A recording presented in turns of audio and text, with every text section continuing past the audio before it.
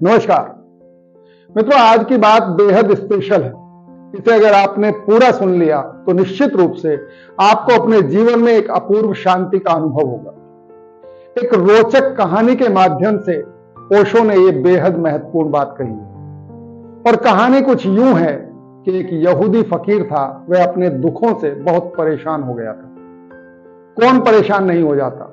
हम सब अपने अपने दुखों से परेशान हैं। और हमारे दुख से उपजी परेशानियों का सबसे बड़ा कारण दूसरों के सुख हैं।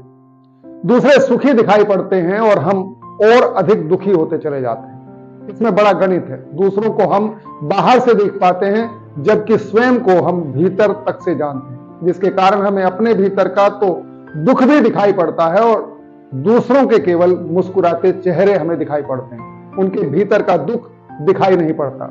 उनके होठों की बाहरी मुस्कुराहटें हमें दिखाई पड़ती हैं। कभी अगर हम अपनी स्थिति पर गौर कर लें कि कैसे हम भी भीतर जब दुखी होते हैं तब भी हम बाहर अक्सर मुस्कुराते ही हैं, तो दुख और सुख का सारा खेल समझ आ जाएगा। असल में दुख को छिपाने की मुस्कुराहट एक तरकीब है। कोई अपने को दुखी नहीं दिखाना चाहता।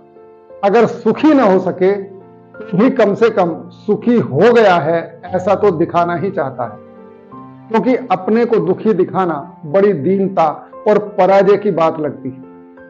इसलिए हम बाहर एक मुस्कुराता हुआ चेहरा बना लेते हैं, नाटक, अभिनय, और भीतर हम जो हैं वह रहते हैं। भीतर आंसू इकट्ठा होते चले जाते हैं और बाहर मुस्कुराहट का अभ्यास कर लेते हैं। फिर जब बाहर से कोई हमें देखता है तो हमारी मुस्कुराहट दिखाई पड़ती है, और अपने भीतर देखता है तो दुख दिखाई पड़ता है। तब वह मुश्किल में पड़ जाता है। वह सोचता है सारी दुनिया सुखी है और मैं ही दुखी हूं। उस फकीर को भी ऐसा ही हुआ। उसने एक रात बड़े दुखी मन से परमात्मा से प्रार्थना की कि हे ईश्वर, मैं तुझसे यह नहीं कहता कि मुझे दुख न दे, क्योंकि अगर मैं दुख देने योग्य हूं तो मुझे दुख तो मिलेगा ही, लेकिन इतनी प्रार्थना तो कर सकता हूं कि इतना ज्यादा मत दे। दुनिया में सब लोग हंसते दिखाई पड़ते हैं, केवल मैं ही एक रोता हुआ आदमी हूं। सब खुश नजर आते हैं, मैं दुखी हूं। सब प्रसन्न दिखाई पड़ रहे हैं, मैं ही उदास अंधेरे में खो गया हूं। आखिर मैंने तेरा क्या बिगाड़ा है? एक कृपा कर, मुझे किसी भी दूसरे आदमी का दुख दे दे और मेरा दुख उसे दे दे। बदल दे किसी से भी, तो भी मैं राजी हो जाऊंगा। रात को जब मैं सोया, उसने एक सपना देखा। सपने में उसने देखा एक बहुत बड़ा भवन है और उस भवन में लाखों खूंटियां लगी और लाखों लोग चले आ रहे हैं, और प्रत्येक आदमी अपनी अपनी पीठ पर दुखों की एक गठरी बांधे हुए है। दुखों की गठरी देखकर वह बहुत डर गया, क्योंकि उसे बड़ी हैरानी मालूम पड़ी। जितनी उसकी गठरी है दुखों की, वह भी अपनी दुखों की गठरी टांगे हुए है। सबके दुखों की गठरियों का जो आकार है, जो साइज है, वह बिल्कुल बराबर है। मगर वह एक व्यक्ति को वहां देखकर बड़ा हैरान हुआ। यह उसका पड़ोसी था और उसे वह हर रोज मुस्कुराता हुआ देखता था। और सुबह जब उससे पूछता था कि कहो कैसे हाल हैं, तो वह कहता था बड़ा आनंद है, ओके। वह कहता था सब मौज है, ईश्वर की कृपा है। और यह आदमी भी इतने ही दुखों का बोझ लिए चला आ रहा है। उस भीड़ में नेता भी उतना ही बोझ लिए हुए हैं, अनुयायी भी उतना ही बोझ लिए हुए हैं, उसमें गुरु भी उतना ही बोझ लिए हुए हैं और शिष्य भी उतना ही बोझ लिए हुए हैं। उसमें सभी उतना बोझ लिए हुए चले आ रहे हैं। ज्ञानी और अज्ञानी, अमीर और गरीब, और बीमार और स्वस्थ, सबके बोझ की गठरी बराबर है। वह बहुत हैरान हो गया। आज पहली दफा उसे लोगों के दुखों की गठरियां दिखाई पड़ी थी।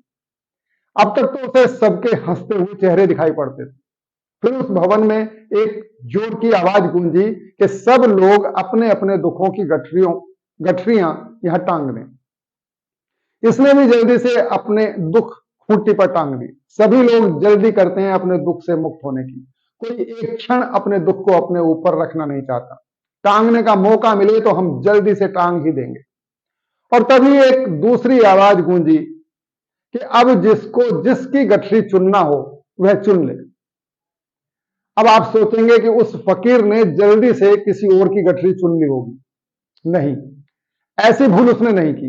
वह भागा घबराकर अपनी ही गठरी को उठाने के लिए, कि कहीं और कोई पहले ना उठा ले, अन्यथा मुश्किल में पड़ जाए, क्योंकि गठरियां सब बराबर थी।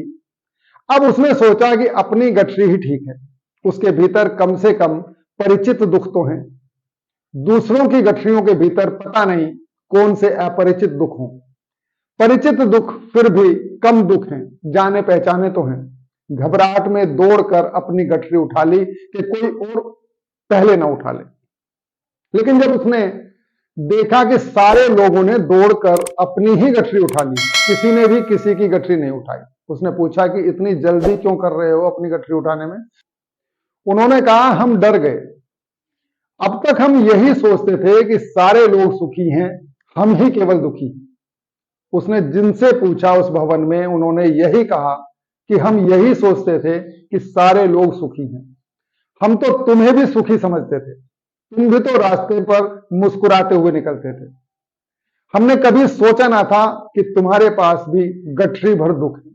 उस फकीर ने पूछा, अपने अपने क्यों उठा लिए, बदल क्यों नहीं लिए? तो उन्होंने कहा, हम सब ने प्रार्थना की थी भगवान से आज रात कि हम अपनी गठरियां बदलना चाहते हैं, मगर हम डर गए, हमें ख्याल भी न था कि सबके दुख बराबर हो सकते हैं। फिर हमने सोचा अपना ही उठा लेना अच्छा है, पहचान का है, परिचित है, और नए दुखों में कौन पड़े। पुराने दुखों के धीरे धीरे आदी भी तो हो जाते हैं। उस रात किसी ने भी किसी की गठरी न चुनी। फकीर की नींद टूट गई। उसने भगवान को धन्यवाद दिया कि तेरी बड़ी कृपा है कि मेरा ही दुख मुझे वापस मिल गया, अब मैं कभी ऐसी प्रार्थना न करूंगा। मित्रों, कहने को तो ये एक काल्पनिक कहानी है, लेकिन जीवन के एक ऐसे यथार्थ से परिचित कराती है जिसे अधिकांश लोगों ने कभी ना कभी अपने जीवन में अनुभव किया होगा। आज इतना ही। नमस्कार।